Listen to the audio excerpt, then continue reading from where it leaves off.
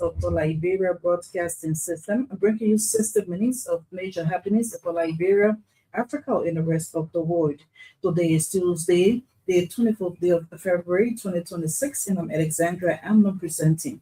So, as we have in the headlines, the Supreme Court mandates Criminal Court C to resume the corruption trial of former Finance Minister Samuel Twe and four others. The forum will feature investment opportunities around 1.5. Government opens EU Liberia Business Forum in Brussels. Civil service agency suspends several employees at Phoebe Hospital for 1 month without pay following days of protests. And away from home, like Ghana's government renames Kotokai International Airport. Also coming up is an ELBC commentary titled "The Dice is Cast." The first consignment of government's yellow machines arrive in the country. These stories, the news bulletin, sports, the news in simple English and French, plus our foreign developments are packaged for you on this edition of Newsline. But first, Grace Towell sets the pace with the news bulletin. The Supreme Court has mandated Criminal Court C to resume trial proceeding into the economic sabotage case involving former Finance Minister Samuel Twe and four other defendants. Our judicial reporter said the mandate from the High Court was read in open court on Tuesday. In its clarification, the Supreme Court stated that constitutional immunity applies only to the president and does not extend to other government officials. Meanwhile, Liberia's Solicitor General, Councillor Augustine Fire, has expressed excitement over the Supreme Court's mandate, adding that the trial will proceed swiftly. Criminal Court C Judge Elizabeth Willie has ruled against Clark Hope Foundation, ordering it to produce all operational documents within 1 week. Judge Willie said the rate filed by the asset recovery team was in line with the criminal procedure law, specifically Section 17.3. According to him, the subpoena was not issued on Madame Claudia, former First Lady, but the foundation of third party. During Tuesday's arguments, lawyers representing the Plow Foundation claimed that it was self-incriminating to produce evidence against itself.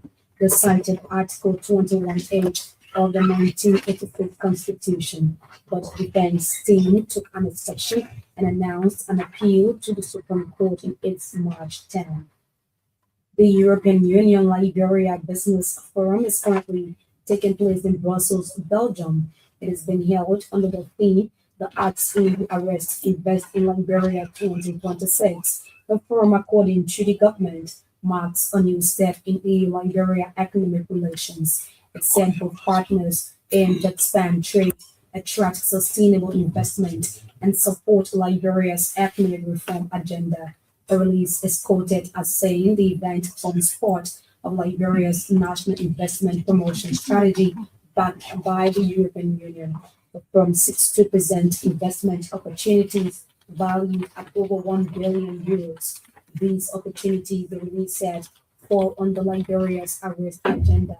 Priority areas including agriculture, forestry, fisheries, roads and energy infrastructure, trade, tourism, and sanitation. It said these sectors offer clear pathways for job creation, private sector growth, and long-term development. Meanwhile, a two-day event is gathering senior government officials from Liberia and the European Union, European and Liberian investors, and private sector leaders. Others are financial institutions, academic institutions, business support organizations, development partners, and members of the Liberian diaspora. According to a release, the EU-Liberia Business Forum includes plenary sessions, sector-focused decisions, and structured networking meetings. The forum is geared towards generating partnerships and advance concrete investment projects that support the objectives of the EU-Africa Cooperation Framework and the EU Global Gateway Strategy.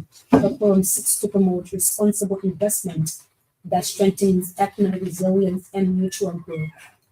At the same time, Buchanan City Mayor George Gebre is part of the Liberian delegation for the EU-Liberia Business Forum in Brussels. Mayor Gebre will be defending a $1.8 million United States EU developmental grant proposal.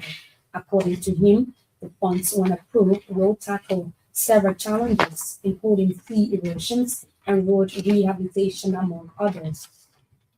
The Civil Service Agency, CSA, has suspended several employees of PB Hospital for 1 month without pay, following a protest that disrupted operations at the facility.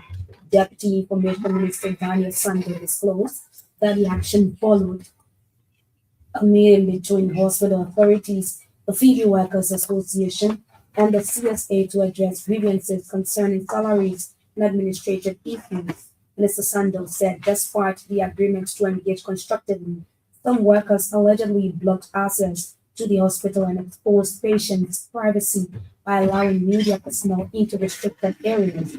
The deputy minister disclosed that the CSA described the action as a violation of civil service spending orders and confirmed that an investigation is underway. Volunteer instructors at Sino County School System have appreciated the government for adding them to central government payroll. According to them, the ministry employed 123 volunteer teachers in the county. They told our correspondent that those who employed by the education ministry have been volunteering for at least 5 years. Our correspondent quotes the instructors as expressing gratitude to the Honduran government for swift intervention in addressing their concerns. Meanwhile, Sino County School System is urging government to keep prioritizing the welfare of teachers across the country. The Economic Community of West African States, ECOWAS, and the Spanish Agency for International Development Cooperation, AECID, have signed 2 agreements. The agreements signed under the ECOWAS AECID Cooperation Program 2025 to 2028 aim to strengthen regional resilience, inclusion, and integration across West Africa. The partnership will prioritize rural development, gender equality and equity, and the empowerment of women and girls, while supporting key sectors in line with ECOWAS Vision 2050. Speaking at the signing ceremony, ECOWAS Commission President Dr. Omar Aliyu Toure described the cooperation as the largest of its kind with any regional economic community in Africa. A remark the director of AECID, Anton Garcia, reaffirmed Spain's long-standing commitment to West Africa, describing the program as a transformative initiative backed by a budget of 16 million euros. Indian Ambassador Manoj Verma is praising the Liberian government for creating an enabling investment climate for Indian businesses to thrive. Ambassador Verma said due to the conducive investment climate, over 15 new Indian businesses have been established to operate in Liberia. According to him, the businesses are not only contributing to Liberia's economic growth and development, but also providing jobs for Liberians. The Indian ambassador was speaking on Monday in Upper Johnsonville, Montserrat County during the inauguration of the Silver Automobile Company One-Stop Shop Service branch.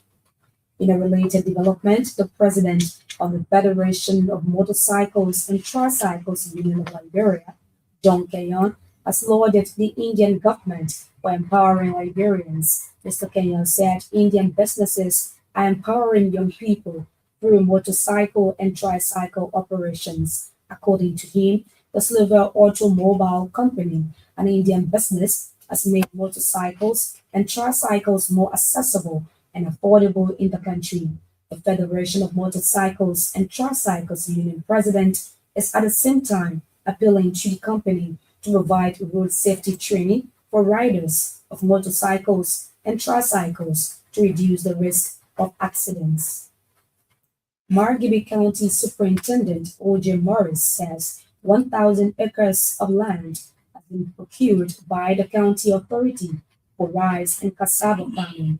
Presenting a 6-month performance report Monday, Superintendent Morris said the effort aims to support government's arrest agenda and create empowerment opportunities for residents. The Margibi County Superintendent disclosed that the county has agreed to direct funds from its budget to agriculture. We have come to inform you that Honorable leadership have arranged 1,000 acres of land for the people of Gibi District in Margibi County to embark on the project for Margibi to have a own farm.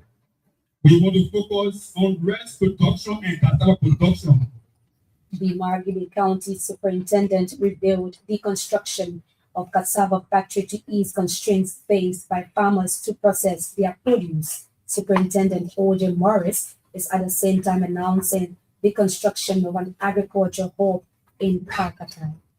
Meanwhile, Superintendent Morris claims he met no operational funds except a little over 97,000 United States dollars intended to pay contractors who were undertaking several county projects. The Margibi County Superintendent report also covered major areas, including education, road connectivity, infrastructure development, sports, peace and reconciliation, as well as health.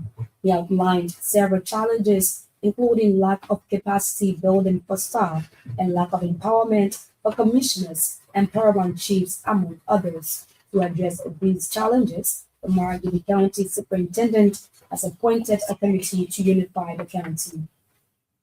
Several cities and towns in Lofa are poised to receive stable and affordable electricity. It followed electricity assessment by the Rural and Renewable Energy Agency. The cities include Banjama, Kolba Kolamon, and Foya respectively. Our correspondent said more than 10,000 households, including public facilities, are expected to be connected.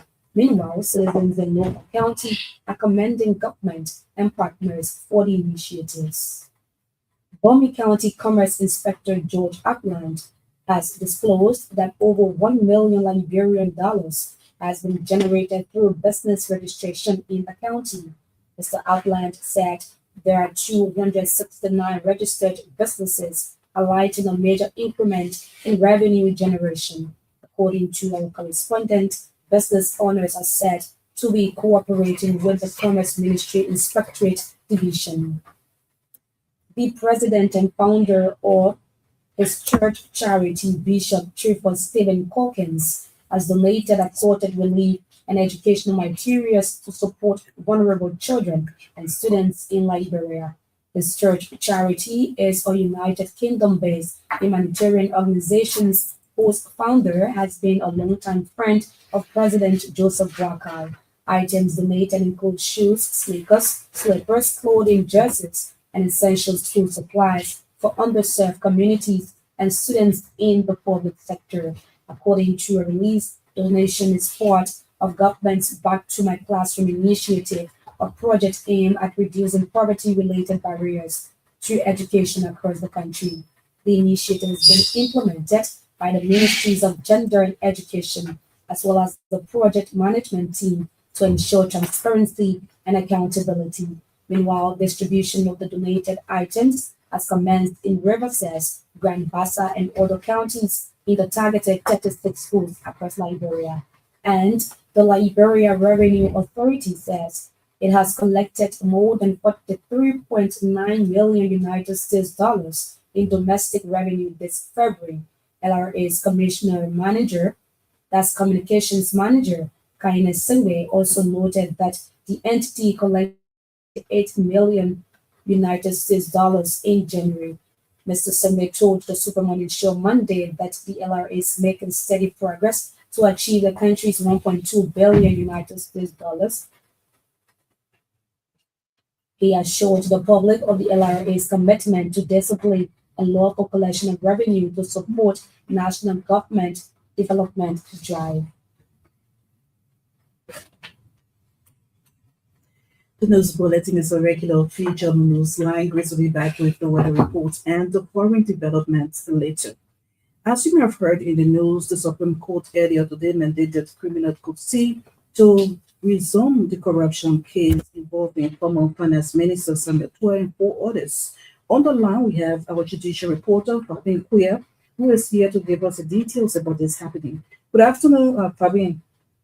Good afternoon, Alexandra, and good afternoon to our many listeners. What specifically did the Supreme Court say in their mandate to Criminal Court C? Well, the Supreme Court in its mandate last week mandated the presiding judge Usman Feka to resume jurisdiction over the case involving former Finance Minister Samuel Tuer and 4 others who were accused of using 6 million United States dollars and 1 billion Liberian dollars in a corruption case. And now the mandate came from the Supreme Court because it went up there for some